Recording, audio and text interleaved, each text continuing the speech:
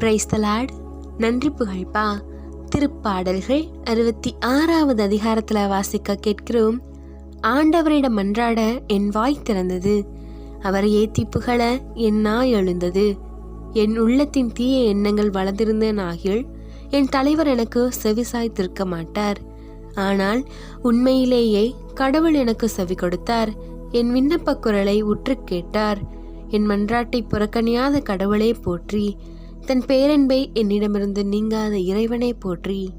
நமக்கு வரும் கஷ்டங்கள் கவலைகள் அனைத்தும் நம்மை பண்படுத்துவதற்காகவும் பக்குவப்படுத்துவதற்காகவுமே தவிர நம்மை வீழ்ச்சியுற செய்வதற்காக அல்ல. நம் துன்ப வேளைகளில் நாம் இறைவனை நோக்கி கூப்பிட்டோமானால் அவர் நமக்கு உதவ ஓடோடி வருகின்றார். அவர் நம்மை பாவத்திலிருந்து மீட்டு நமக்கு புதியதொரு வாழ்வையும் வழங்குகின்றார்.